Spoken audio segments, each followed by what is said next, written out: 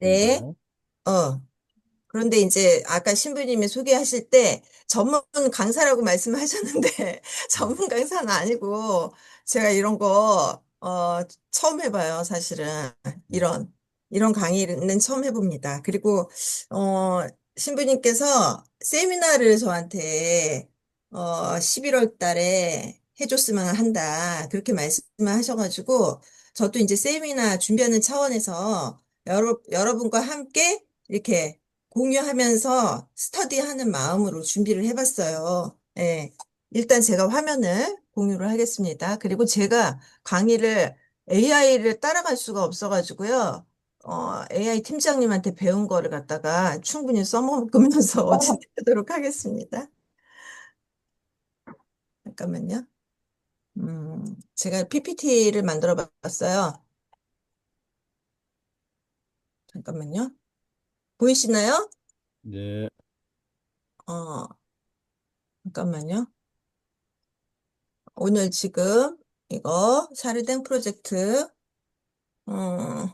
지금 이거고, 제가요, 어, 처음에 받은 책이 오른쪽에 있는 이 빨간 책이에요. 근데 이 번역을 그러니까 2025년 10월 달에 다 마쳤었거든요. 근데, 이 책을, 그러니까 음, 개정판이 나왔다는 걸 그때 알게 됐어요.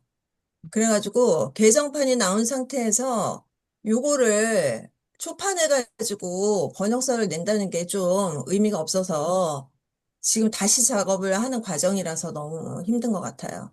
이거는 초판은 1996년도에 나왔고요. 그 다음에 개정판은 2015년에 나왔더라고요.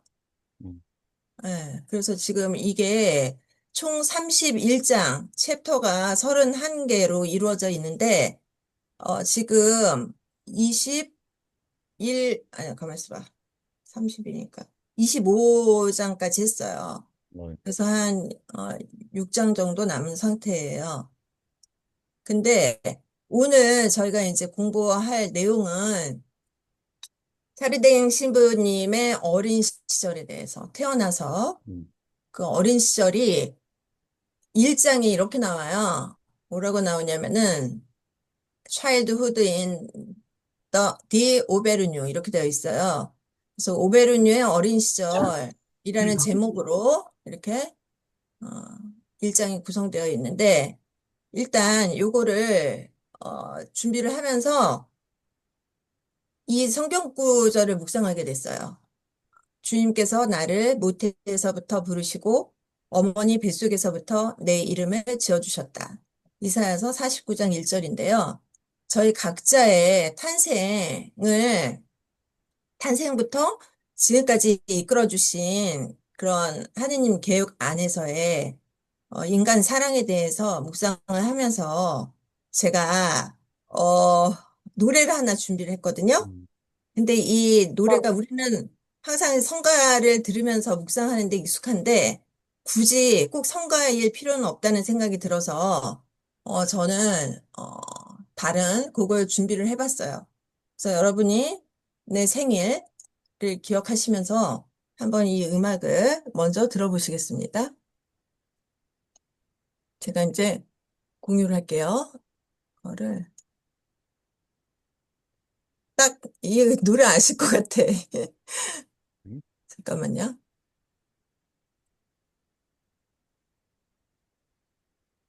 소리를 공유를 해야 되는데 이게 왜 안 뜨지? 아, 됐다. 잠깐만요.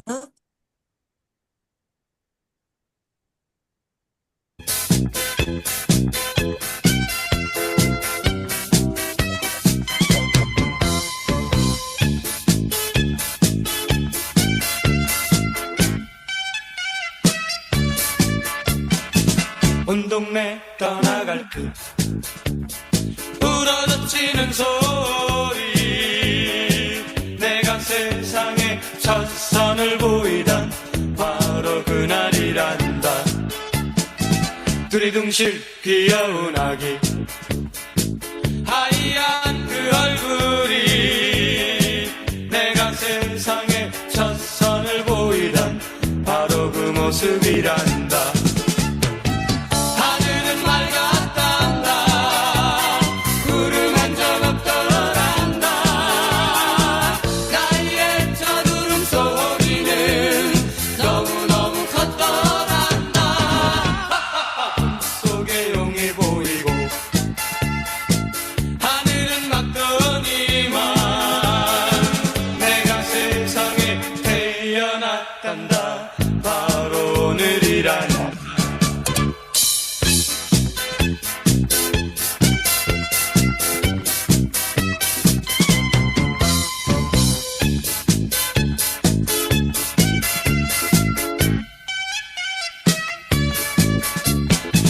온 동네 떠나갈 때 부러져치는 소리 내가 세상에 첫 선을 보이던 바로 그날이란다. 뒤둥실 귀여운 아기 하얀 그 얼굴이 내가 세상에 첫 선을 보이던 바로 그 모습이란다. 하늘은 맑았단다. 구름 한 점 없단다. 나의 저두름 소리는 너무너무 컸더란다. 속에 용이 보이고 하늘은 막더니만 내가 세상에 태어났단다. 바로 오늘이란다. 귀여운 아기가 태어났단다.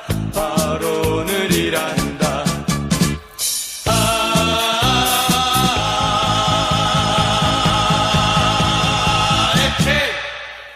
에헤이. 좋습니다. 너무 신나죠? 네. 오늘 마침내 주님 세례 축일이에요. 그래갖고 하느님의 자녀로 저희도 세례로 태어났죠.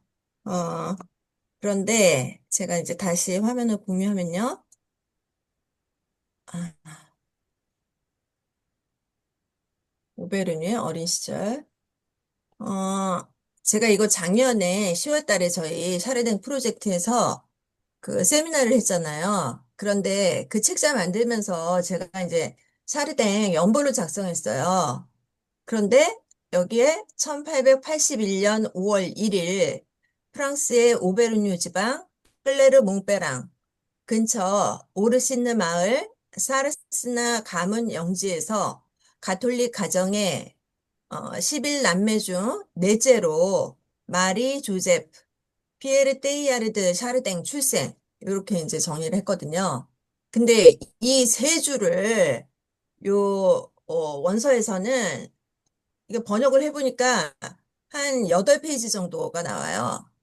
어, 굉장히 자세하게 어린 시절을 설명하고 있습니다. 그런데 여기 보시면은 이게 샤르댕 신부님이 태어나신 샤르댕 생가예요. 아까 그 가문의 영지인 사르스나 성이라고 했잖아요. 여기에요, 바로. 여기서 태어납니다.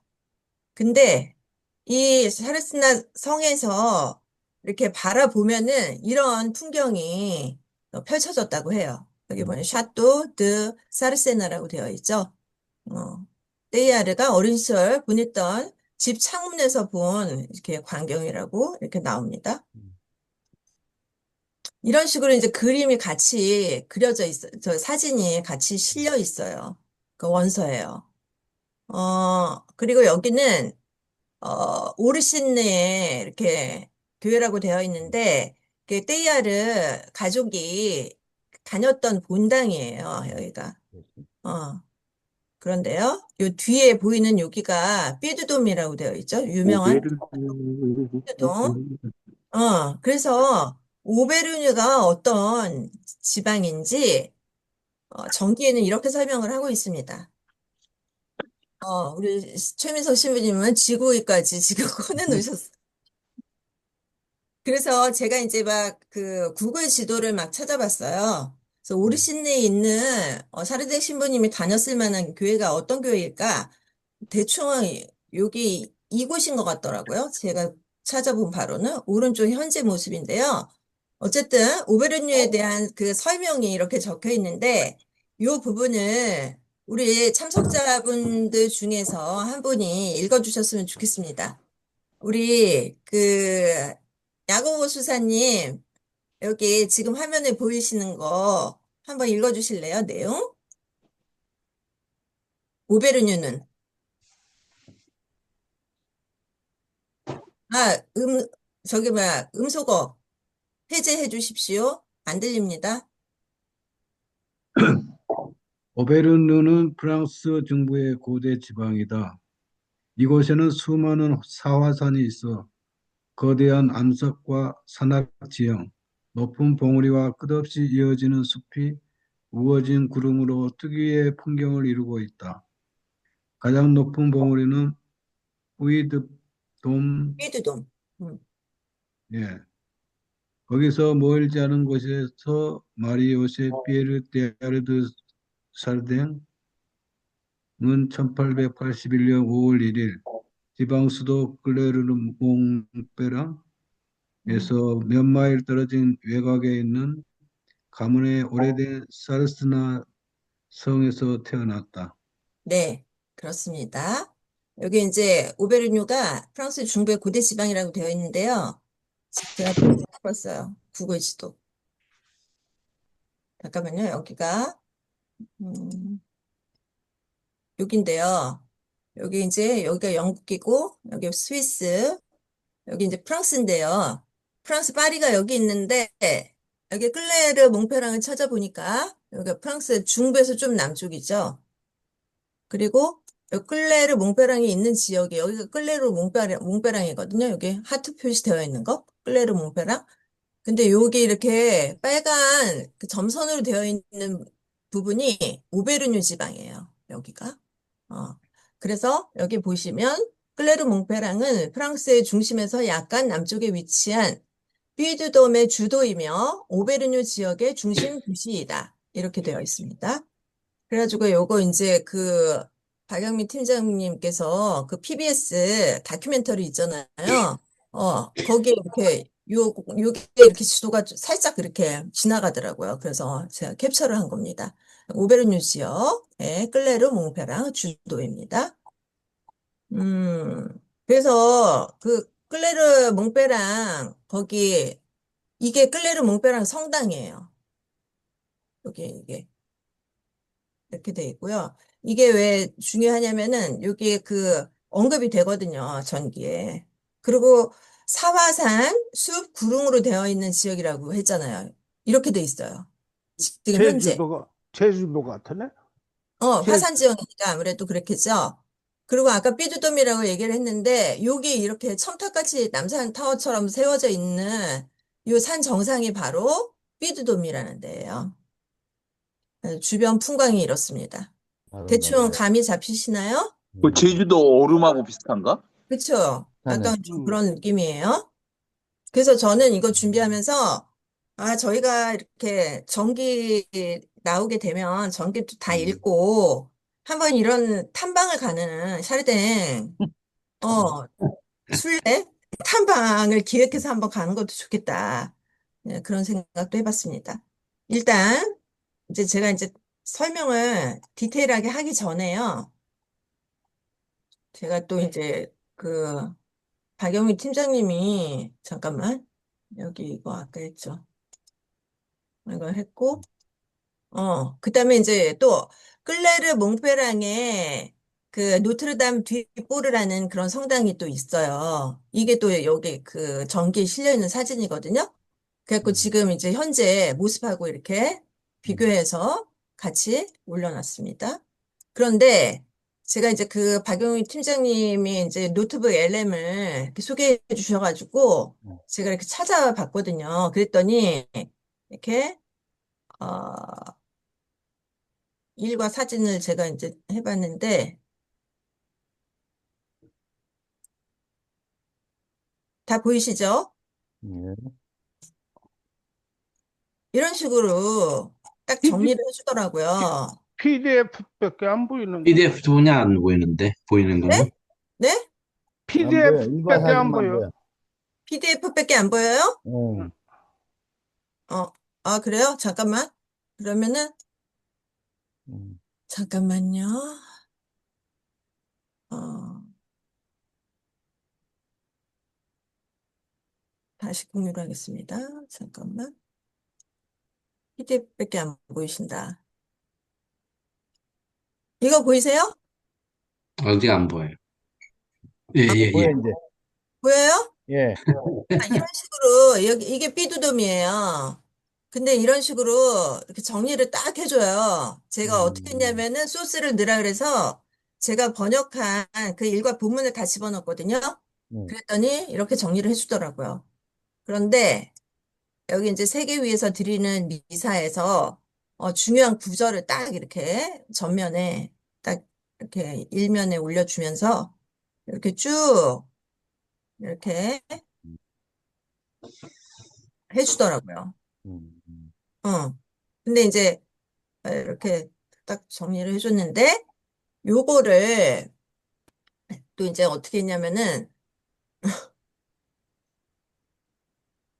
요거를 잠깐만요.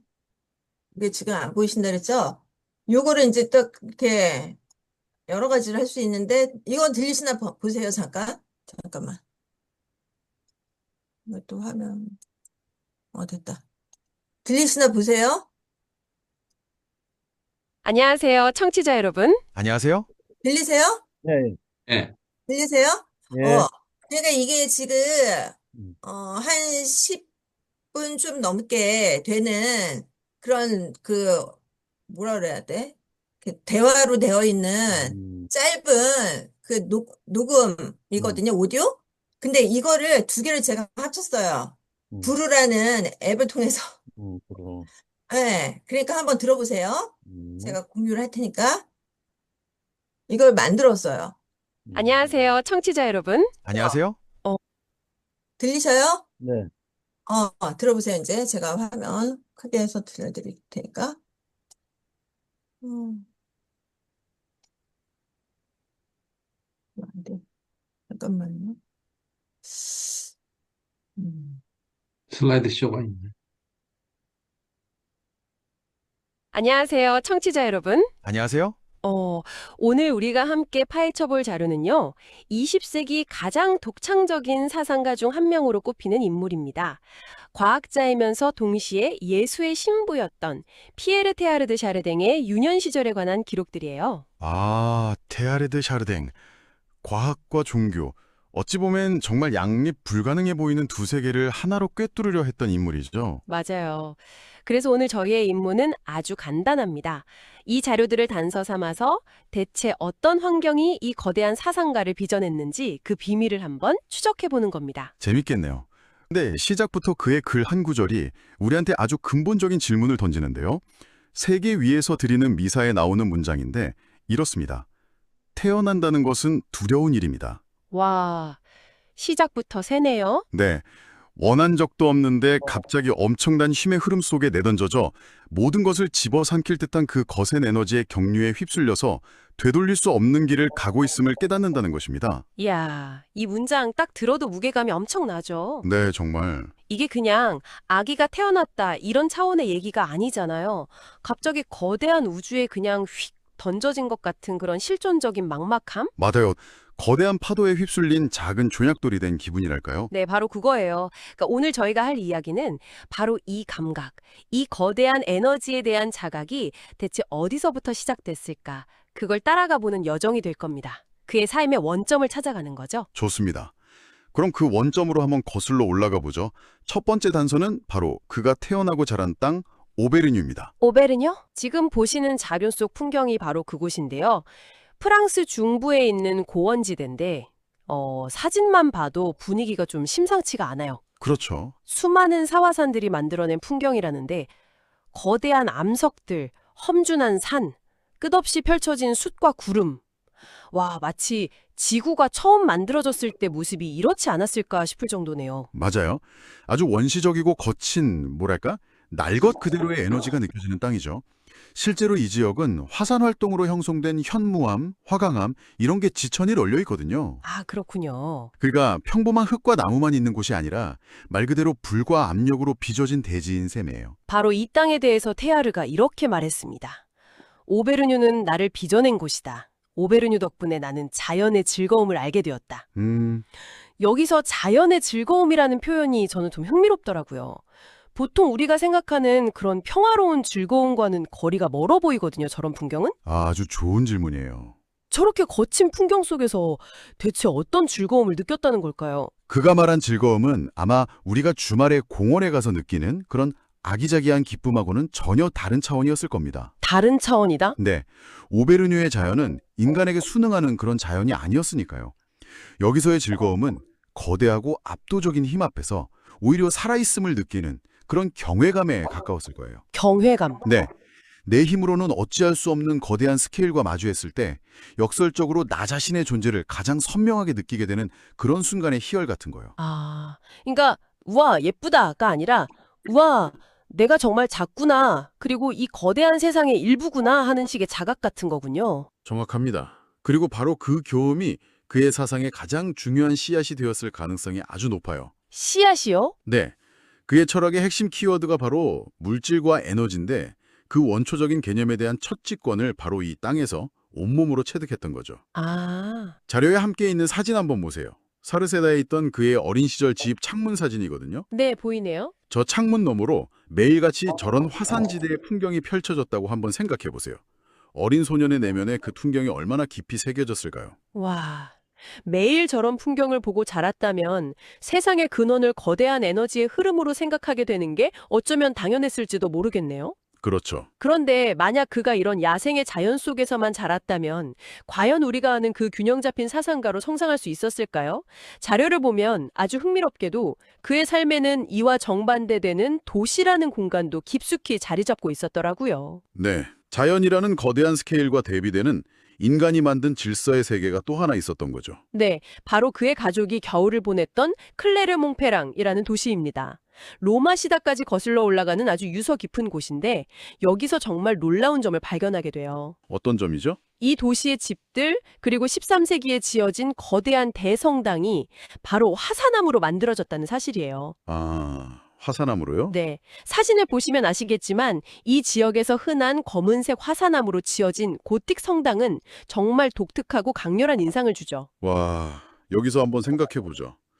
정말 흥미로운 지점인데 땅을 만든 바로 그 원초적인 재료로 신을 향한 인간의 열망을 표현하는 건물을 지었다는 거잖아요. 네, 이게 단순한 우연일까요? 어쩌면 이 어린 소년에게는 어릴 때부터 물질과 정신이 또 자연과 신앙이 사실은 서로 다른 게 아니라는 무의식적인 메시지를 계속 주지 않았을까요? 와, 듣고 보니 그러네요. 가장 땅에 속한 재료로 가장 하늘을 향한 건축물을 지었다.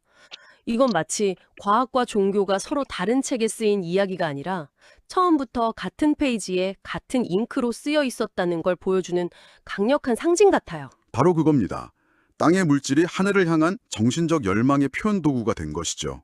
그리고 여기에 또 하나의 흥미로운 사실이 겹쳐져요. 또 있어요? 네, 이 클레르몽페랑이라는 도시가 17세기의 위대한 과학자이자 종교설학자인 블레즈 파스칼의 고향이라는 점입니다. 아, 파스칼요? 네, 파스칼은 과학혁명이 한창이던 시대에 이성과 논리를 통해서 기독교 신앙의 가치를 지켜내려 했던 인물이잖아요. 그렇죠. 마치 운명처럼 수백 년 뒤에 태어난 테야를 역시 현대과학의 시대에 그와 비슷한 소명을 이어받게 될 것임을 암시하는 듯한 그런 배경인 거죠. 와, 정말 기막힌 우연의 일치네요. 자, 그럼 이제 그의 세계관에 영향을 미친 두 개의 거대한 외부 환경, 오베르뉴의 거친 자연, 클레르몽페랑의 질서 잡힌 도시를 살펴봤는데요. 가장 직접적인 환경이었을 가정은 어땠을지 궁금해지네요. 그렇죠. 그가 매일 숨쉬고 생활했던 가장 내밀한 공간이 또 다른 중요한 열쇠가 될 겁니다. 다음 자료의 제목이 그 분위기를 좀 암시하는 것 같아요. 라그랑드 그릴, 형성의 도가니. 라그랑드 그릴. 거대한 울타리라는 뜻이라는데 지인들이 그의 가문인 페에야를 가해 분위기를 묘사한 말이래요. 이름부터가 뭔가 자유롭게 보다는 굉장히 엄격하고 폐쇄적인 느낌을 주는데요. 거대한 울타리라 확실히 열린 느낌은 아니네요. 그 안에서는 뭔가 정해진 규칙들이 아주 중요했을 것 같은 그런 뉘앙스를 풍겨요. 네, 실제로 그랬던 것 같습니다. 자료를 보면 그는 11세까지 집에서 교육을 받았는데 영국인이나 독일인 가정교사가 있었고 부모님이 아주 면밀하게 감독하고 참여했다고 해요. 아, 홈스쿨링을 했군요. 네. 아버지는 아이들의 독서를 직접 지도하고 라틴어 수업을 감독했고 어머니는 교리문답, 즉 신앙교육을 담당했죠. 전체적인 분위기를 자료에서는 질서정연하고 경건한 분위기 속에서 규칙적인 공부와 신앙훈련의 엄격한 일과를 따랐다고 요약하고 있어요. 잠깐만요. 이건 좀 이상하지 않나요? 어떤 점이요? 방금 전까지 우리는 모든 것을 집어삼킬 듯한 에너지의 경류가 넘실대는 오베르뉴의 자연에 대해 이야기했잖아요. 네, 그렇죠. 그런데 집 안으로 들어오니 거대한 울타리 안에서 모든 것이 질서정연하게 통제되고 있었다는 거고요. 한쪽에서는 화산처럼 터져나오는 원초적인 자유를 경험하고 다른 한쪽에서는 엄격한 규칙 안에 갇혀 있었던 셈인데. 극과 극이네요, 정말. 네. 이 극단적인 두 세계가 한 사람 안에서 어떻게 공존할 수 있었을까요? 보통은 한쪽으로 치우치거나 아니면 엄청난 내적 갈등을 겪지 않나요? 바로 그 지점이 이 이야기의 핵심인 것 같습니다. 어떻게 그 두 가지가 공존했는가? 그런데 다음 자료를 보면 그 질문에 대한 아주 역설적인 답이 숨어 있어요. 오, 역설적인 답이라. 제목은 엄격함 속의 자유, 언덕에서의 유년입니다. 그 엄격했던 울타리 안의 교육과는 정반대로 그의 어린 시절은 야외에서의 자유로운 경험으로 가득했다고 해요. 아. 자료는 피에료와 그의 형제자매들이 시골의 자유로움에 만끽하면서 화산 언덕을 마음껏 뛰어놀면서 진짜 즐거움을 발견했다고 묘사하고 있습니다. 그러니까 울타리 안에서는 규칙을, 울타리 밖에서는 자유를 경험했다는 거군요. 근데 그게 어떻게 가능했을까요? 부모님이 그렇게 엄격했다면서요? 여기서 또 하나의 흥미로운 단서가 등장합니다. 바로 그의 집의 물리적인 환경에 대한 묘사인데요. 물리적인 환경이요? 네. 가정생활이 전반적으로 검소하고 다소 스파르타식이었는데 특히 겨울에는 난방이 잘 되지 않는 오래된 돌집에서 생활했다고 합니다. 아, 집이 추웠다는 거군요. 네, 아주 추웠겠죠. 근데 저는 이 추위가 어쩌면 그에게 자유를 선물한 결정적인 요소가 아니었을까 싶어요. 추위가 자유를요? 한번 생각해 보세요. 춥고 불편한 집안의 엄격한 규칙에 묶여있는 것보다 차라리 밖으로 나가서 친구들이랑 언덕을 뛰어다니면서 몸에 열을 내는 게 훨씬 더 즐겁지 않았을까요? 아, 저는 오히려 그 추운 집이 자연에 대한 낭만적인 감상보다는 그 거친 자연 속에서 살아남기 위한 강인함을 키워준 원동력이 아니었을까? 뭐 그런 생각도 드는데요. 그것도 아주 설득력 있는 해석이네요. 저는 조금 다른 각도에서 봤는데 어쩌면 더 단순한 이유였을 수도 있어요. 어떤 거죠? 그냥 집안이 지루하고 불편하니까 밖이 더 재밌었던 거죠. 아, 그게 제일 간단하기만 해요. 결국 집안의 엄격함과 물리적인 불편함이 역설적으로 아이들을 거대한 울타리 밖으로, 드넓은 언덕으로, 우리가 처음에 이야기했던 그 오베르뉴 자연의 품으로 내몰았던 겁니다. 와, 결과적으로 보면 그 엄격함이 오히려 자유를 향한 문을 활짝 열어준 셈이 된 거죠. 와, 정말 흥미롭네요. 의도했든 의도하지 않았든 그의 부모가 만든 거대한 울타리는 그를 가두는 동시에 세상 밖으로 밀어내는 힘으로 작용했다는 것. 바로 그거죠. 자, 그럼 지금까지 나온 조각들을 한번 맞춰보죠. 오베르뉴의 원시적인 자연, 화산암으로 지은 신앙의 도시, 엄격한 질서의 가정, 그리고 그 안에서 역설적으로 피어난 자유. 이 모든 모순작임 경험들이 과연 하나의 방향으로 합쳐질 수 있었을까요? 그러게요. 마지막 자료가 그 실마리를 제공하는 것 같습니다. 그의 저서, 나의 우주에서 발췌한 고백입니다. 네. 아무리 오래된 기억을 더듬어 보아도 내 안에는 확고하게 으뜸가는 단 하나의 열정이 자리했음을 알 수 있습니다. 그것은 바로 절대자에 대한 열망입니다. 아, 절대자. 바로 이 한 단어가 우리가 지금까지 흩어놓은 모든 포즐 조각들을 하나로 모으는 접착제 역할을 합니다. 접착제요? 네, 그에게 절대자란 이 모든 모순되어 보이는 세계를 하나로 묶는 궁극적인 실제였던 거죠. 자, 한번 보세요. 첫째, 오베르뉴의 원시적 자연을 통해 그는 물질의 거대한 세계와 만났습니다. 네. 둘째, 이성을 중시한 아버지와 신앙을 가르친 어머니를 통해 정신의 세계를 배웠죠. 그렇죠. 그리고 마지막으로 거대한 울타리라는 질서와 언덕에서의 자유가 팽팽하게 공존했던 그의 유년 시절이 있었습니다. 물질, 정신, 그리고 그 둘의 공존. 이 모든 경험이 결국 절대자라는 하나의 목표를 향해 달려가고 있었던 거군요. 그렇습니다. 이 모든 환경적 요소들이 그에게 평생에 걸친 단 하나의 과제를 던져준 겁니다. 그것은 바로 물줄의 가장 깊은 심장에서 신성을 발견하고 과학의 눈으로 신앙을 새롭게 조망하는 것이었죠. 와, 결국 오베르누의 덕뮤님 수집하면서 물질의 비밀을 캐려 했던 소년, 즉 미래의 과학자와 어머니에게 배운 예술을 사랑하며 정신의 가치를 믿었던 소년, 미래의 신앙인은 결코 다른 존재가 아니었던 거예요. 아, 그 둘은 결국 절대자라는 하나의 거대한 현실을 가리키고 있음을 평생에 걸쳐 증명하고자 했던 한 위대한 사상가로 성장하게 된 것이죠. 오늘 우리는 피에르 테아르 드 샤르댕이라는 한 거인의 유년 시절을 형성한 두 개의 강력한 축, 오베르뉴의 거친 자연과 거대한 울타리로 상징되는 엄격한 가정을 따라가 보았습니다. 네, 마치 그 지역의 화산암으로 성당을 지었듯 그의 사상은 가장 원초적인 물질과 가장 숭고한 정신을 하나로 엮어내려는 위대한 시도였다는 생각이 드네요. 정말 놀라운 여정이었습니다. 맞습니다. 그의 삶 정체가 바로 그 증거였죠. 자, 오늘의 탐구에서 한 걸음 더 나아가서 청취자 여러분께 마지막으로 생각해 볼 거리를 하나 던져드리고 싶습니다. 네, 어떤 질문인가요? 당신을 빚어낸 오베르뉴는 어디였습니까? 당신의 유년 시절을 둘러쌌던 그 풍경, 그것이 북적이는 도시의 골목이었든 고요한 시골의 논밭이었든 혹은 엄격한 규칙으로 가득 찬 집안이었든 간에 말이죠. 아, 그 원초적인 공간이 지금의 당신이 세상에 던지는 가장 근본적인 질문에 여전히 어떤 영향을 미치고 있는지 한 번쯤 생각해 보는 것은 어떨까요? 네. 어쩌면 우리의 가장 깊은 곳에는 우리가 처음 만났던 바로 그 세상의 풍경이 우리의 인생 전체를 관통하는 질문을 새겨놓았을지도 모릅니다. 네, 이거 이렇게 만들어 봤고요. 그 다음에 이제 여기서 언급됐던 잠깐만요. 네, 이 질문이 있는데 네, 이거 만들 때 그러면은 지금 번역한 전기를 넣으신 거예요? 그렇다면 어떻게 이렇게? 네, 그 소스를 넣으라고 하는데요. 예, 어, 그 제가 번역한 전기를 올렸어요. 거기다가 입력을 했어요. 그래서 그랬더니 이렇게 만들어진 거예요? 이렇게 만들어줘요. 노트북 LM이라는 게. 네, 구글에서 검색 예, 노트북 LM을 검색하시면은 이용하실 수 있습니다. 예, 알겠습니다. 네, 예, 하여튼 뭐 대단하네요. 대단하죠.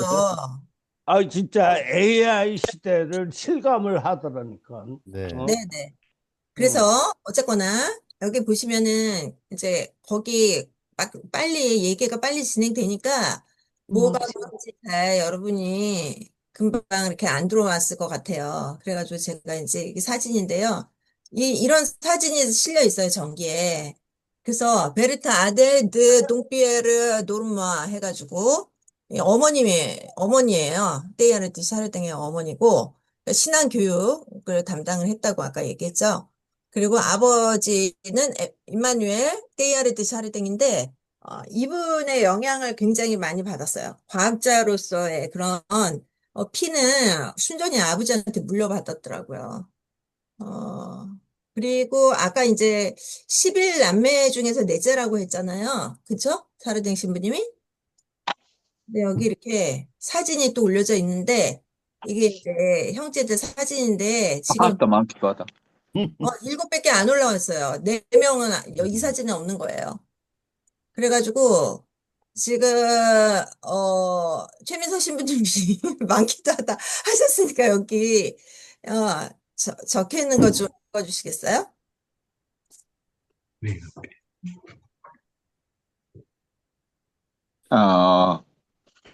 뭘 읽으라고요? 여기 한글로 적혀 있는 거 오른쪽에 사진 오른쪽에 있는 거 왼쪽에 피에르는 부모에게서 아니 태어난 그 빨간 거부터 빨간 거. 빨간 위에 것은 왼쪽에 피에르. 응, 그게 네. 이렇게 옮겨야지. 왼쪽에는 피에르. 왼쪽이 어디 있지? 거기가 피에르. 이게 샤르댕 이게 피에르. 신부님 예. 왼쪽에 오, 진짜 네. 잘생겼다. 네, 맞아. 음. 그의 형제 자매들과 함께 네, 올리비에. 네. 올리비에가 누구예요? 올리비에가 얘예요. 어, 옛날에 저기 오신부님 생각나네. 올리비에, 불란서. 올리비에 신부님이라고 있어요. 주교대에서 불란서 갔는데. 아, 그래요?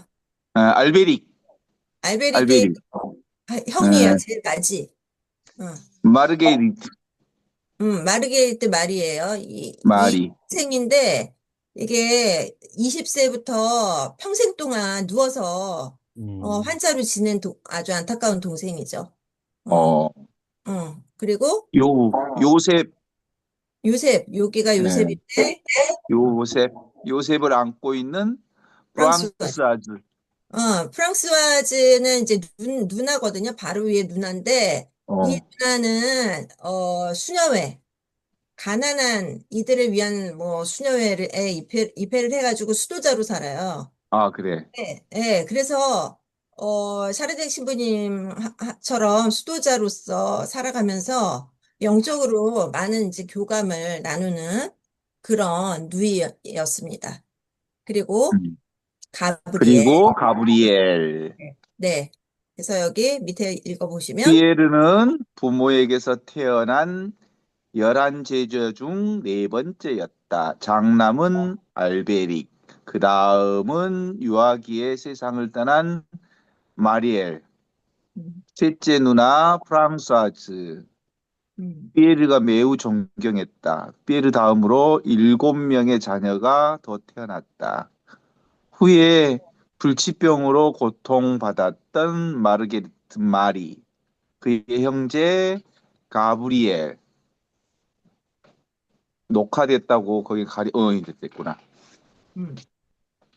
요새 막내 여동생 루이스, 그리고 두 남동생 곤자기와 빅토르였다. 네, 이렇게 11명 중에서 넷째가 테이아르드 샤르댕 신부님이신데, 제가 이제 번역을 하다가, 지금 언급된 그 형제 자매에 대해서 언급된 부분을 여기에 제가 이제 좀 적어봤어요. 어, 이거는 누가 읽어주실래요? 우리 저기, 안나 자매님 읽어주실래요? 미단 공주님? 음소거 해제하시고. 동양을 방문하는 것은 알베르의 초기 여행지를 들었을 때부터 줄곧 떼이아르의 꿈 중 하나였다. 그의 맏형은 중동과 극동 지역을 널리 여행했고 중국에도 가본 적이 있는데 그곳에서 고향에 있는 가족들을 위해 많은 기념품을 수집했다.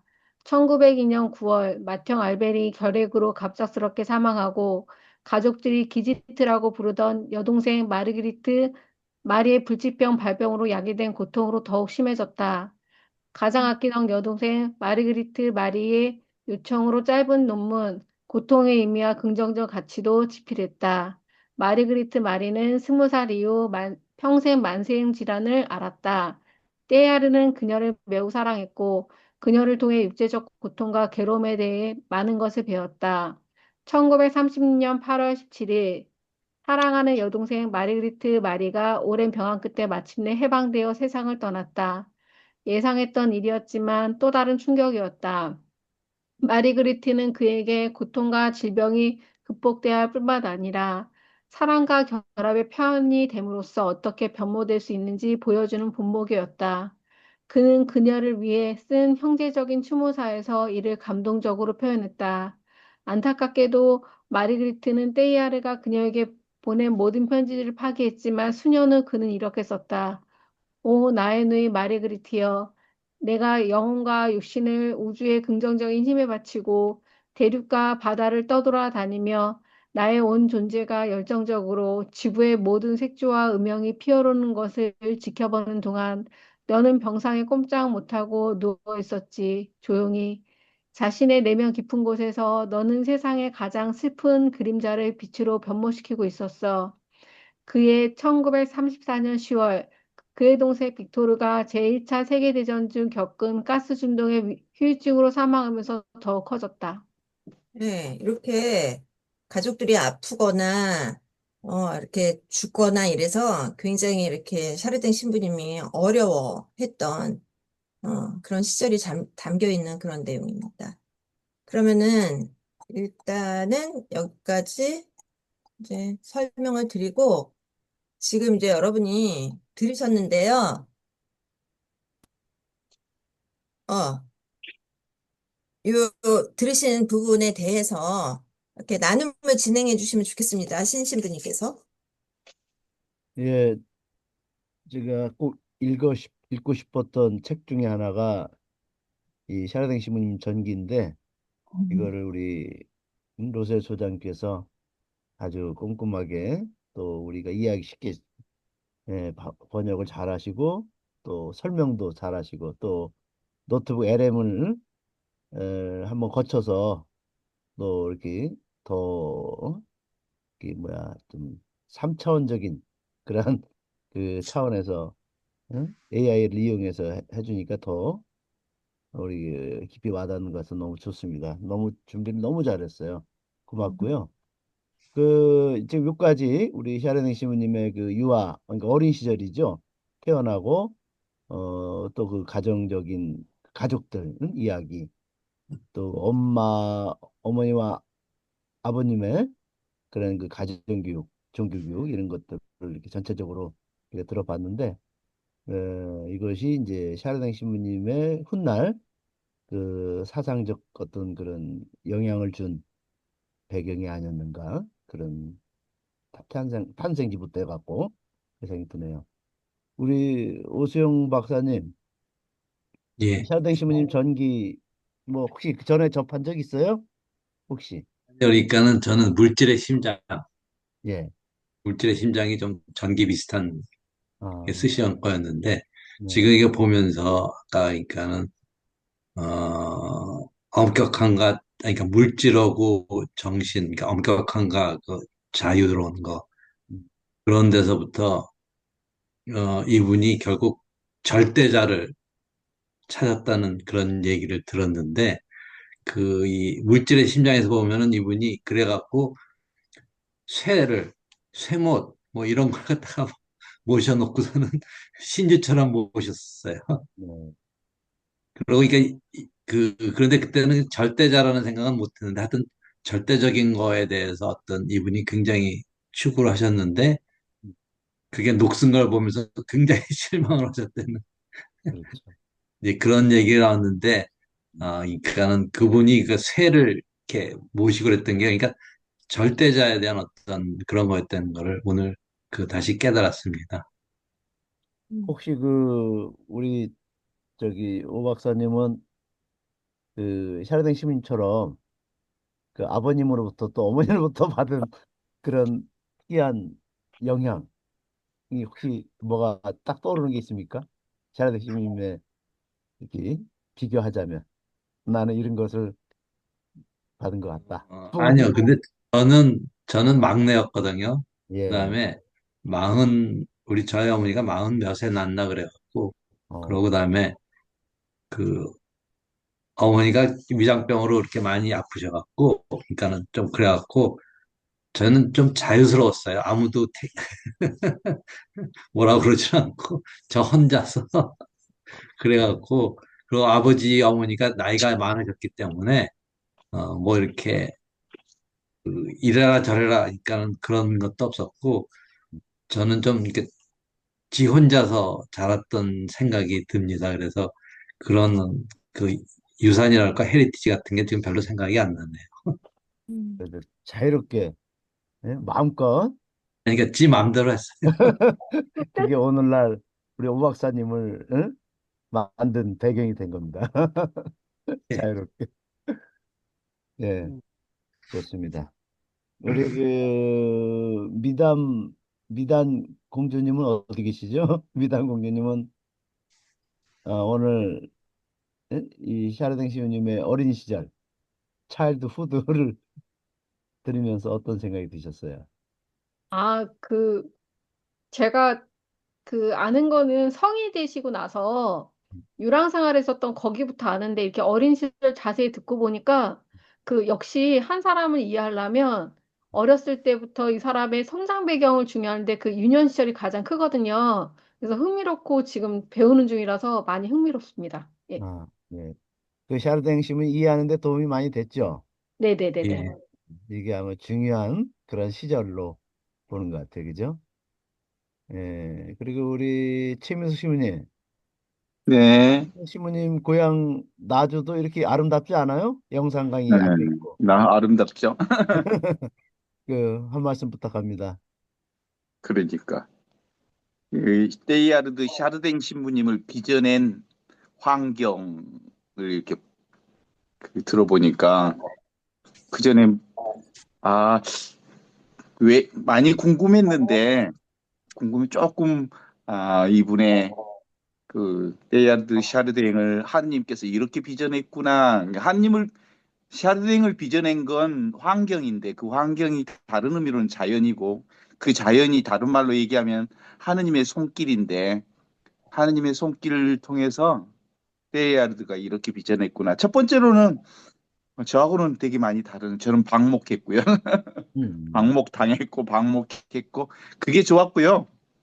근데 한편으로는 그렇게 어, 규칙과 그리고 뭐 이런 것들 아주 잘 질서를 잘 잡을 수 있도록 어렸을 때부터 질서를 배웠고 그 다음에 어머니로부터는 어, 아주 깊이 있는 영성을 배울 수 있는 부드러움도 배웠고 그래서 중간중간에 또 이제 어, 궁금했어요. 많이 궁금했어요. 네. 예를 들면 첫 번째 궁금했던 것들이 1차 대전이라고 하는 험한 상황에서 죽음이 가득한 그 1차 대전 과정에서 어떻게 하느님의 섭리를 읽을 수 있었지? 라는 궁금증이 있었고요. 또 하나, 그런데 그런 것들이 오늘 이렇게 지질학적인 감수성이, 어, 야, 그 환경을 통해서 볼 수 있을 수도 있었겠구나. 그리고 상황들 보니까 제주도하고 비슷하네요. 네. 제주도 그 화강암, 화산지대, 그 돌과 바람, 이렇게 거친 자연. 그런데 그 거친 자연 속에서 보통 우리는 이 거친 자연 속에 들어가면 거친 자연 속에서 감수성을 발견하기보다 오히려 딱딱함, 투쟁성을 발견할 텐데 싸움, 거칠음을 통해서 거칠음을 이겨내는 무슨 뭐 이렇게 봤는데 어, 그 화산지대에서 그 그 딱딱한 바위 속에서 말하는 바위를 볼 수 있었다? 좀 신기하잖아요. 그 움직이는 바위, 생명 있는 바위. 우리는 바위를 보면 생명이 없을 거라고 보는데 그게 이분의 영성을 드러내는 아주 중요한 포인트가 아니었을까? 뭐 이런 생각이 들고요. 그런 점에서 물질 속의 영성, 물질 속의 어떤 생명, 그 남들이 보지 못한 딱딱함 속에 거칠고 죽어 있는 듯 보이지만 그 죽어 있는 것들의 변화 속에 변화하지 않는 어떤 영성을 발견한 놀라움들이 그 전반적인 흐름에 있었고 또 하나의 영향력은 우리는 과학이 너무 발전한 시대에 살아서 잘 모르는데 그 어머니 세대, 형님들 세대에는 유아 사망률이 많아가지고 형제들 간에 꽤 많이 죽음을 경험했다고 그러더라고요. 그런 살면서 죽어가는 형제 자매, 그 주변에 죽음을 자주 경험한다는 건 또 한편으로 삶의 근원을 접근시키는데 대단히 큰 영향을 받지 않았을까? 뭐 이런 생각들이 들면서 한편으로는 어, 그 질서와 또 한편으로는 그 부드러움과 또 한편은 딱딱함과 딱딱함 속에 들어있는 아주 그래서 극단과 극단을 본다는 건 영적으로 대단히 큰 도움을 받은 그 데이아르드 샤르댕을 빚어낸 하느님의 손길이 이렇게 연단시켰던 것 아닌가? 그래서 보물을 만들기 위해서 하느님이 아주 거친 데도 데려가고, 그리고 아주 죽음의 깊은 곳까지 데려가 보고, 그리고 수많은 사건들을 경험케 함으로써 영적인 보물을 만드는데 하느님의 손길이 이렇게 흘러가는 것이 좀 보이는 듯해서, 음, 나는 내가 그런 환경 속에 던져놨어도 나는 그런 거 발견 못했을 것 같은데, 아, 원래 하느님의 손길로 보물 만드는 데는 이렇게 온탕과 냉탕, 그렇게 불길 속에다가 연단시켜서 그 순금을 만드는 그런 과정들을 어렸을 때부터 훈련시키지 않았을까? 이런 생각이 잠시 들었습니다. 네, 고맙습니다. 우리 조주영 힐다, 힐다라고 이렇게 하더라고요. 힐다님은 어떻게 심리학, 응? 그걸 또 이렇게 나름대로 전공하신 분으로서 어떻게 이렇게 어린 시절에 그런 부모로부터 받던 정신 영향 또 응? 그러한 배경들 여러 가지 배경들 어떻게 이번에 좀 생각이 들었어요? 네, 제가 드리는 말씀이 잘 들리시나요? 예. 네, 안 들려요. 아닙니다. 왜냐하면 제가 지금 제 노트북에 문제가 있는 것 같아요.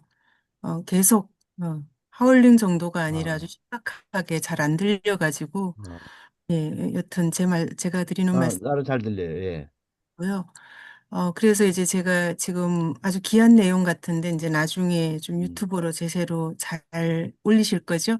봐야 되겠다는 생각을 했고요. 글이라든지 이게 100% 제가 지금 몰입할 수가 없는 이런 상황이었고요. 그런데 이제 조금 윤곽은 이렇게 잡히는 상황인데, 저는 이제 상담을 해서 뭐 프로이더라든지 융이라든지 뭐 이런 아들러나 이런 관련되신 분들에 대해서 이제 생애를 꼭 보면 이분들이 이런 이론이 나을 수밖에 없는 그런 배경에 있다는 게 참 놀랍고 신기하고 그런 생각을 했었거든요. 그래서 이 떼야르다 사려댕 신부님에 대해서 공부할 때도 이분이 어떤 과정에서 성장하셨을까 이런 생각을 좀 많이 가졌었는데 오늘 정말 귀한 시간을 마련을 해주신 것 같고요. 전체적으로 다 볼 수는 없었지만 이제 부분적으로 이렇게 보는 과정에서 앞에서 이제 말씀을 해주신 것처럼 굉장히 공감을 많이 했고 그렇게 이렇게 뭔가 좀 단련되실 수밖에 없는 그런 환경이 뭔가 뜻하신 게 있어서 그렇게 펼쳐지지 않으셨을까 그런 생각을 하면서 들었습니다. 너무 귀한 시간입니다. 감사합니다. 고맙습니다. 우리 야고보 수사님은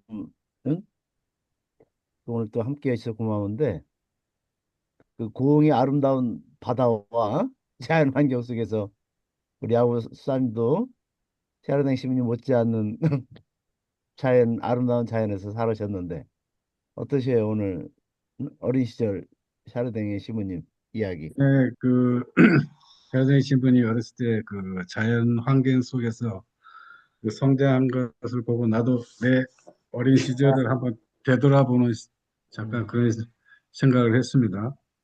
음, 어렸을 때 저는 뭐 교통이 이렇게 좋지 않으니까 바다까지 갈 틈이 없었어요.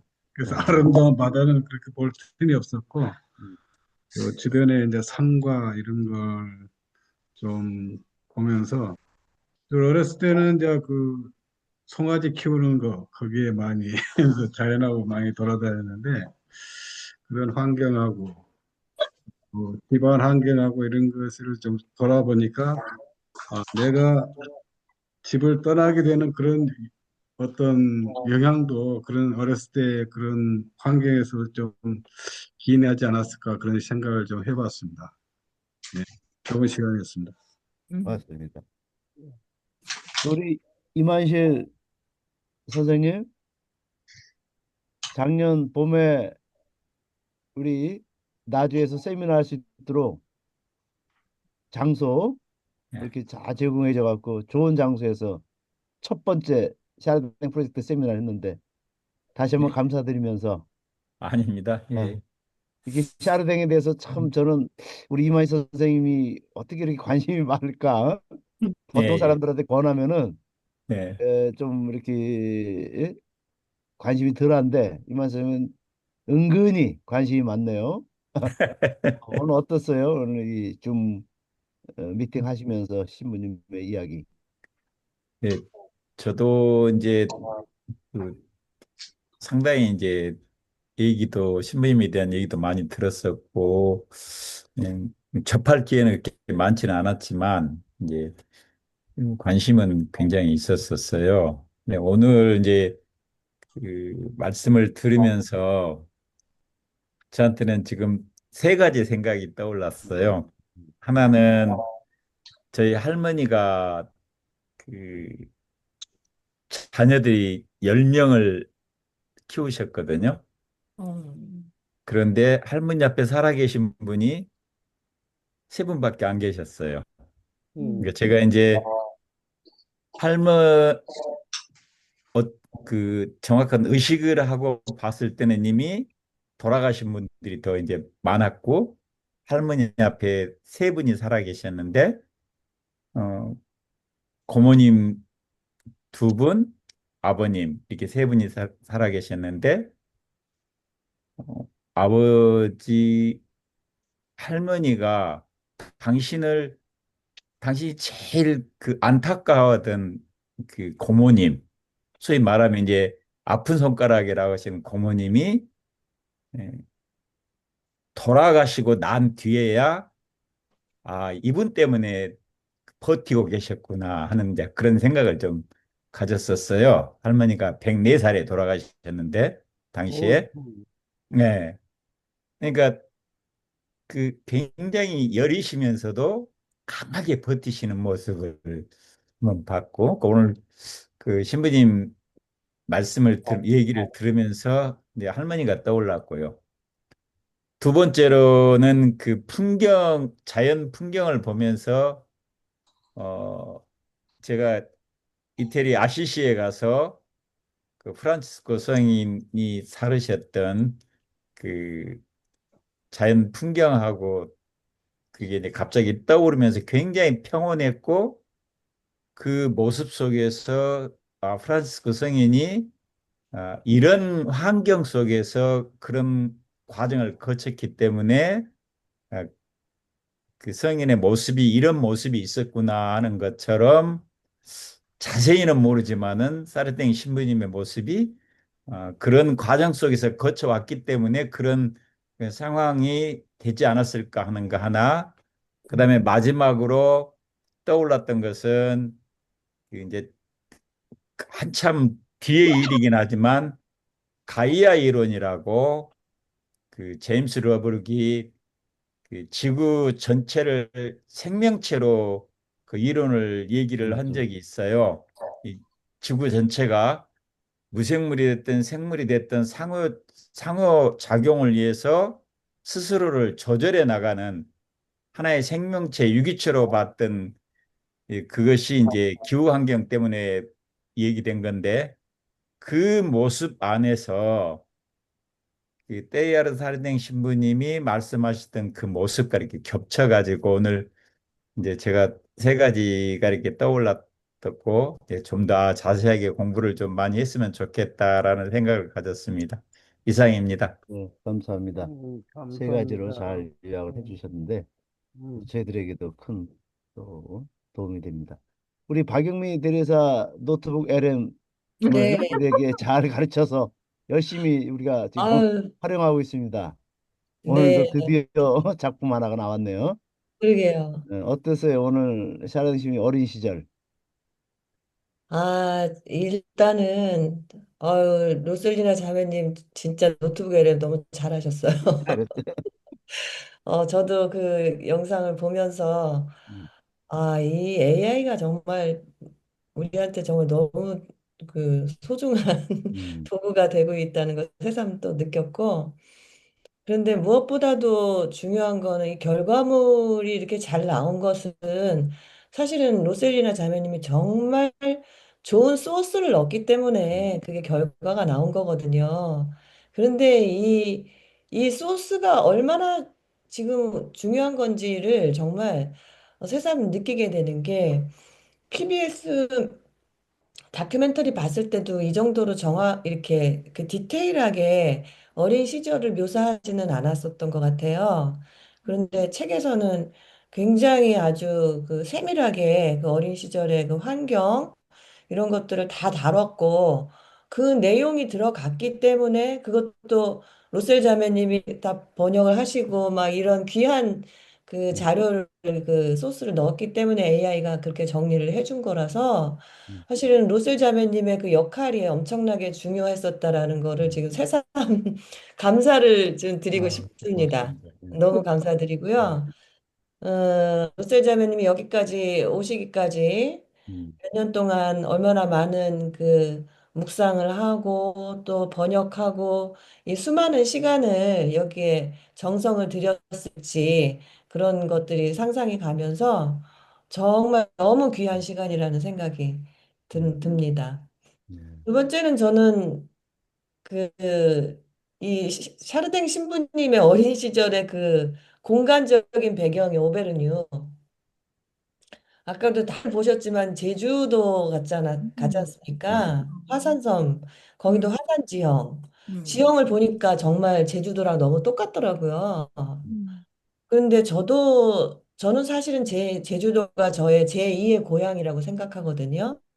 제주에 와서 제대로 자연을 보게 되는 경험을 했고, 그 자연을 보기 시작하면서 정말 샤르댕 신부님처럼 어떤 자연이 주는 힘, 그다음에 치유의 힘, 그 안에 어떤 진짜 절대자의 뭔가 플랜이 들어있는 거 아닌가?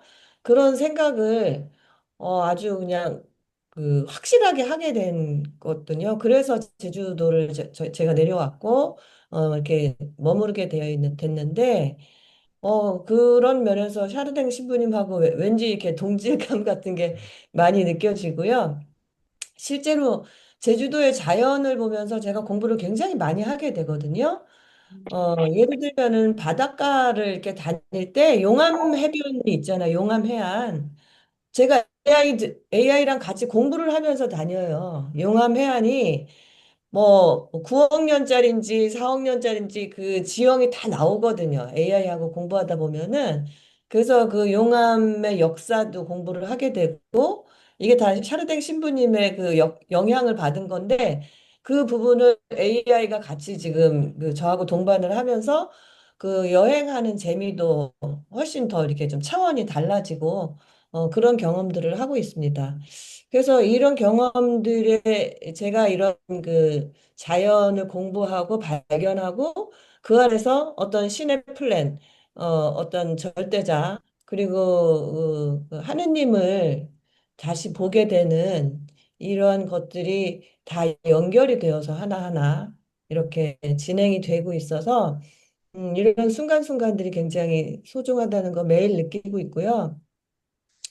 또 이런 것들의 가장 뭐 저희가 정태욱 선생님의 강의를 통해서 뭐 생물학부터 뭐 천체 물리학, 뭐 고고 인류학을 다 배우지만 그 배운 지식을 바탕으로 해서 우리가 이 순간에 이렇게 만남을 하고 있다는 것 자체가 가장 신비로운 일이라는 것도 또 느끼게 되는 것 같아요. 그래서 이 안에 주님이 함께 하고 계시는구나. 우리가 단순히 어떤 지식 정보를 받는 게 아니라 우리가 만남 자체가 가장 신비로운 것 같고 지금 오수영 회장님 대전에서 오시고 로셀이나 자매님도 대전에 계시고 전국에서 지금 우리가 이렇게 그 줌을 통해서 만나고 있지 않습니까? 이거 자체가 가장 큰 신비스러운 일이 아닌가. 네, 그런 생각도 갖게 되네요. 오늘 하여튼 로셀 자매님 너무 감사합니다. 네, 고맙습니다. 우리 박영미 AI 팀장님께서 우리 이 샤라는 프로젝트에 또 한 단계 업그레이드 시켜서 우리가 AI로 멋진 영상을 계속 우리가 올려주고 또 있습니다. 올리겠습니다. 너무 네. 수고 많으시고요. 우리 샤르댕 담임 선생님, 정태혁 선생님께서 이 어린 예, 시절의 샤르댕 어떻게 보셨습니까? 그 로셀 로셀 자매님이 이게 전기를 내기 전까지는 사르탱 신부님의 생애를 추적할 수 있는 것은 아까 혜전님이 말씀하신 대로 물질의 심장밖에 없거든요. 우리나라에서는 물질의 심장을 밖에 안 보는데 그 물질의 심장이 제일 먼저 나오는 게 물질을 굉장히 숭상하대. 가장 간단하고 그 변하지 않고 하는 그 철에 대한 그 무신론적인 그 갖고 있다는 생각조차 할 만큼 물질에 대해서 굉장히 그 숭상을 한 것이 저한테는 내가 사르탱을 이해하지 못하게 60년이나 된 가장 큰 이유가 바로 그 차이예요. 우리가 불교 철학을 차라리 공부했으면 이게 훨씬 그 물질 속에도 영혼이 있음을 알고 좀 나았을 텐데 어렸을 때부터 물질과 정신은 전혀 다른 세상이라고 가르쳤기 때문에 유물론에 대해서 누구만큼도 이해를 못했어요. 물질은 하찮은 거, 네. 하찮은 거, 영혼만이 최고라. 그런 생각만 갖고 있었으니까 사르탱을 알아듣기가 아주 어려웠던 게요. 어려웠던 게. 우리가 생각하기는 칼 마르크가 뭐 독일 사람이니까 독일은 유물론자고 프랑스는 유실론자가 가톨릭 저기 국가라니까 유실론자가 많을 것 같지만 진짜 유물론은 프랑스에서 나온 겨. 유물론은. 그러니까 그 뭐냐 옛날에 그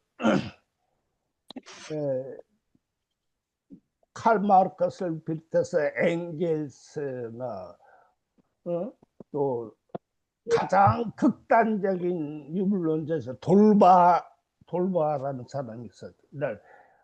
또 라메트리라는 그 인간은 기계론이라고 하는 게 있어요. 트라스, 꽁투 이 유물론자들이 전부 다 프랑스 사람이에요. 프랑스 사람.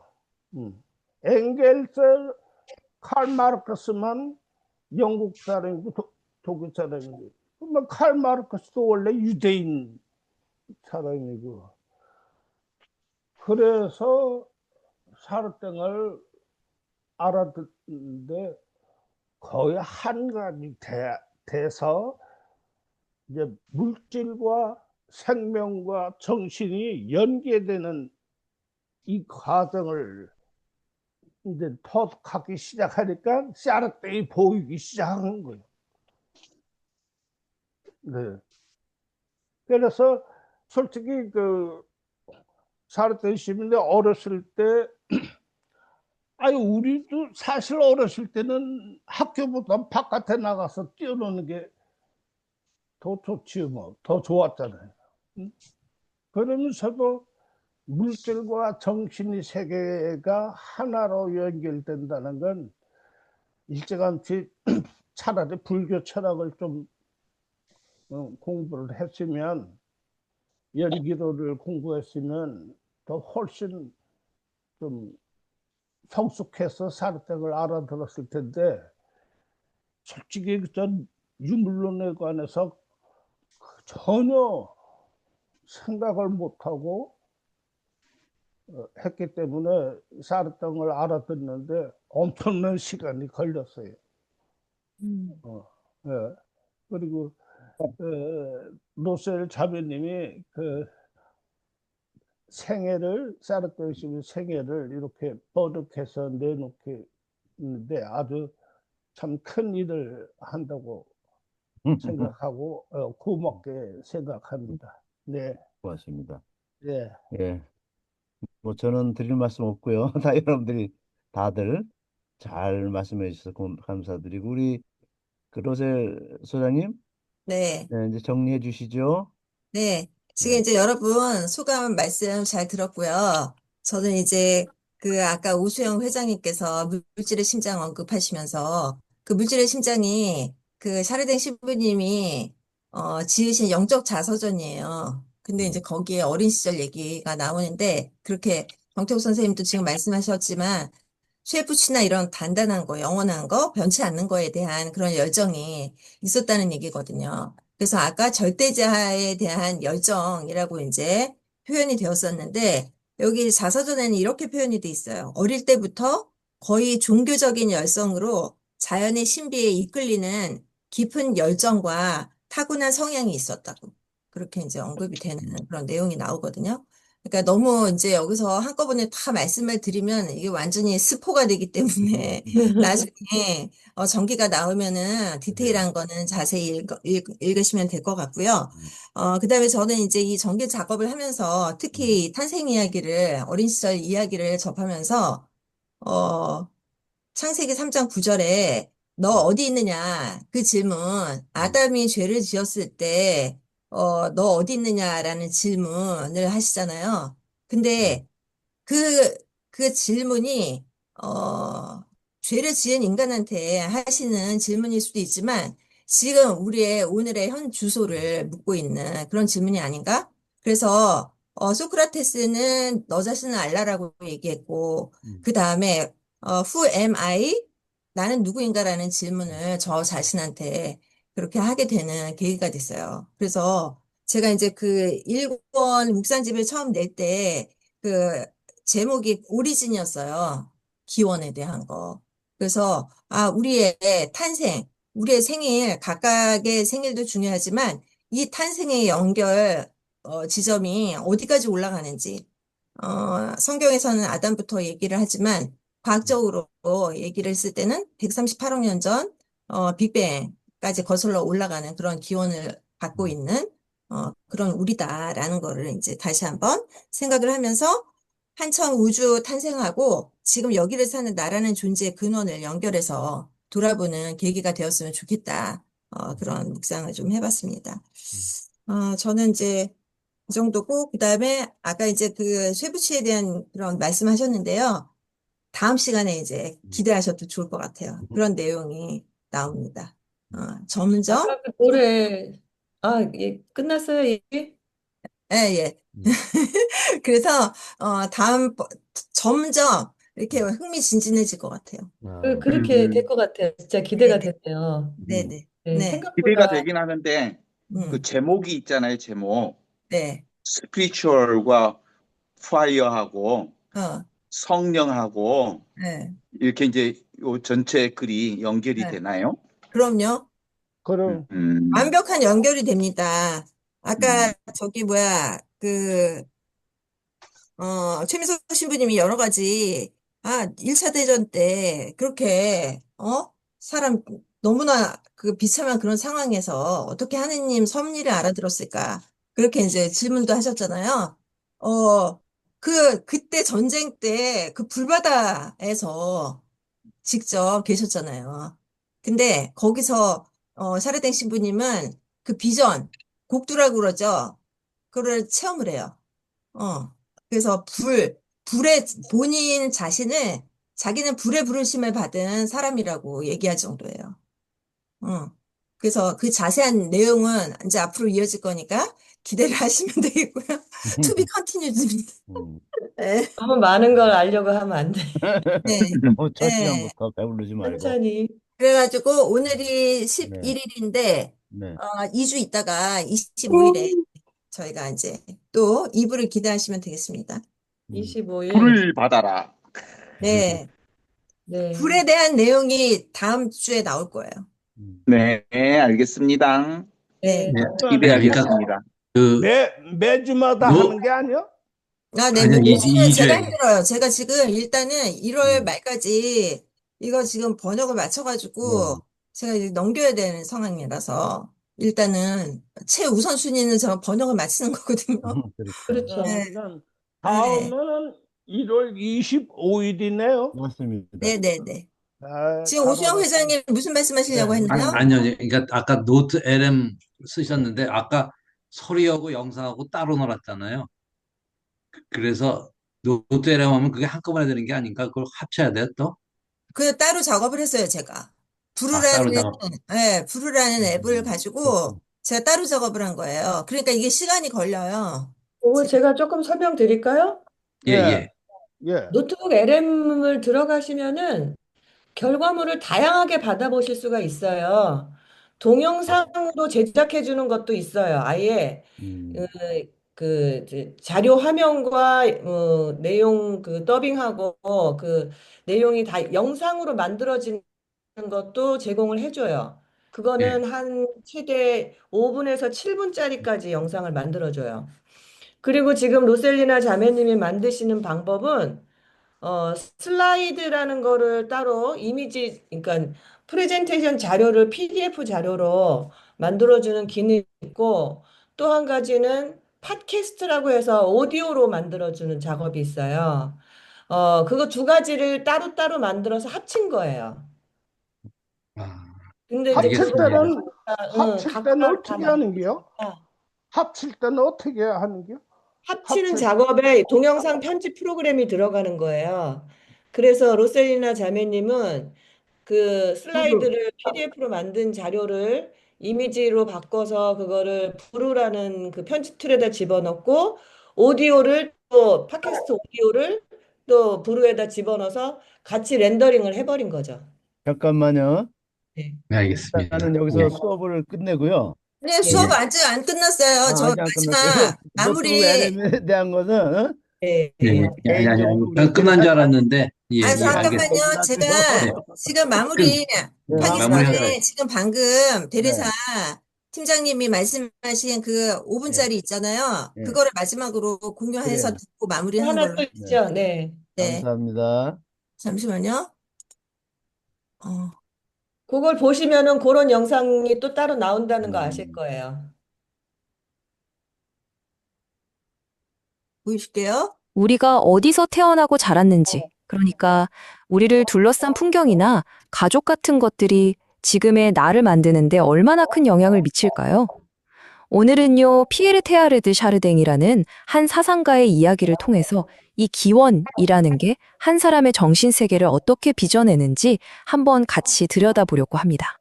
태어난다는 건 두려운 일입니다.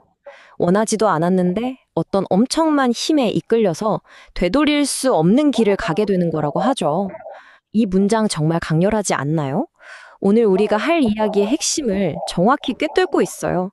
바로 우리 삶을 만드는 거대하고 되돌릴 수 없는 힘, 우리의 기원에 대한 이야기입니다. 자, 그럼 첫 번째 파트, 거대한 시작입니다. 우리를 만들어가는 그 첫 순간의 힘들에 대한 이야기인데요. 테아르드 샤르댕에게 그 엄청난 힘의 시작은요, 아주 특별한 장소였습니다. 바로 그 이야기 속으로 한번 들어가 보시죠. 네, 바로 화산의 땅, 오베르뉴입니다. 이 이야기의 첫 번째 주인공은 사람이 아니라 프랑스 중부에 있는 바로 이 땅이라고 할 수 있겠네요. 이 고대의 화산지대는요, 그냥 그가 태어난 고향 그 이상이었습니다. 테아르 본인의 말처럼 오베르뉴는 그 자신을 빚어낸 곳이고 그의 세계관이 뜨겁게 단련된 뭐랄까 거대한 용광로 같은 곳이었죠. 오베르뉴는 정말 독특한 곳이에요. 수많은 화산이 만들어낸 아주 날 것 그대로의 원초적인 힘이 느껴지는 곳이죠. 테야르가 생애 처음으로 발견의 기쁨이라는 걸 느낀 곳도 바로 이 거친 자연 속이었습니다.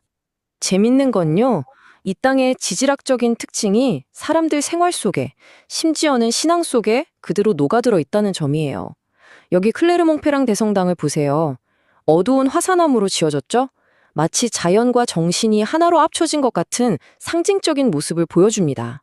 더 놀라운 사실은요, 이 땅이 과학과 신앙의 통합을 평생 고민했던 또 한 명의 거장, 바로 블레즈 파스칼의 고향이기도 하다는 겁니다. 뭔가 이 땅에는 과학과 신앙을 하나로 묶어보려는 영감을 주는 특별한 기운이라도 있는 걸까요? 자, 이제 세 번째 파트로 넘어가 볼게요. 양육이라는 도가니. 이번에는 거칠고 광활한 자연 풍경에서 아주 엄격하고 질서정연했던 그의 가정 환경으로 시선을 한번 옮겨보겠습니다. 그의 어린 시절은 정말 극과 극의 만남이었어요.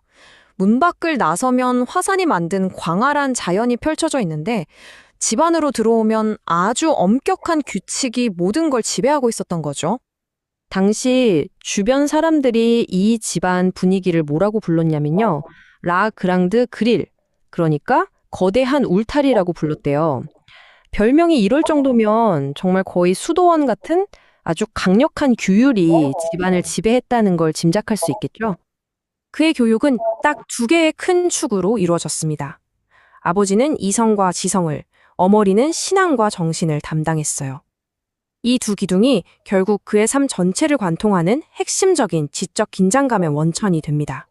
네 번째 파트는 벽 안의 자유입니다. 자연 속에서 찾은 탈출구에 대한 이야기죠. 아니, 이렇게 서로 달라 보이는 자유와 규율이 어린 시절에 대체 어떻게 공존할 수 있었을까요? 놀랍게도 그렇게 엄격한 환경 속에서도요, 그와 형제들은 집을 둘러싼 바로 저 언덕들을 탐험하면서 그들만의 자유를 차렸습니다.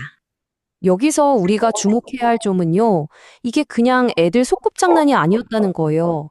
이 경험들을 통해서 어린 테아르는 자연과 아주 깊고 직접적이고 또 강력한 관계를 맺게 된 거죠. 바로 이 장면이 모든 걸 말해주는 것 같습니다. 그가 언덕 위에서 자유를 만끽하는 바로 그 순간에도 그의 배경에는 늘 신앙을 상징하는 성당과 그의 뿌리인 화산이 함께 있었던 거죠. 이제 마지막 파트입니다. 단 하나의 열정. 자, 이야기의 클라이맥스인데요. 이렇게 서로 다른 경험들이 과연 어떻게 하나의 강력한 목표로 합쳐지게 됐을까요? 그의 모든 어린 시절 경험이 낳은 궁극적인 결과물은 바로 이것이었습니다. 그가 절대자라고 불렀던 존재를 향한 평생에 걸친 단 하나의 뜨거운 열정이었죠. 자, 그럼 지금까지 살펴본 그의 세계관을 만든 핵심 재료들을 한번 정리해 볼까요? 첫째, 오베르뉴의 원시적인 자연. 둘째, 이성과 신앙을 온몸으로 보여준 부모님. 그리고 마지막으로 질서와 자유가 묘하게 공존했던 어린 시절. 이 세 가지입니다. 그래서 그의 평생의 과업은 바로 이것이 될 수밖에 없었습니다. 그의 모든 유년 시기 경험이 하나로 녹아들어 만들어진 목표. 즉, 물질의 가장 깊은 곳에서 신성을 발견하고 과학이라는 눈을 통해 신앙을 새롭게 바라보는 것이었죠. 마지막으로 이 질문을 여러분께 한번 던져보고 싶네요. 여러분의 세계는, 지금의 여러분은 과연 어떤 힘들이 만들어냈나요? 오늘 이야기가 여러분 자신의 기원을 한 번쯤 돌아보는 작은 계기가 되었으면 좋겠습니다. 네, 네, 잘하셨네. 이렇게 마무리하는데요. 여기 오베르뉴 유년 시절의 영적 지리적 지도 한번 만들어 달라고 그랬어요. 챗 GPT에다가. 그냥 만들어 줬어요. 이렇게. 이성과 신앙이 조화를 이루는 클레르 몽페랑 대성당, 화산암으로 되어진 그런 성당이고요. 그리고 여기 떼야르 생가. 근데 이제 막 이렇게 글씨가 좀 잘못 이렇게 나오더라고. 그런 디테일은 좀 완전하지 않아요. 아직까지. 오베르뉴 지역이고요. 여기 이제 분당 교회, 그다음 삐두돔이라고 하는 곳, 이렇게 자연과 가정과 도시의 조화, 어, 사르덴을 이루는 그런 환경이었습니다. 어린 시절. 네, 이것으로 제가 오늘 진행할 거는 다 한 것 같습니다. 감사합니다. 네. 수고하셨습니다.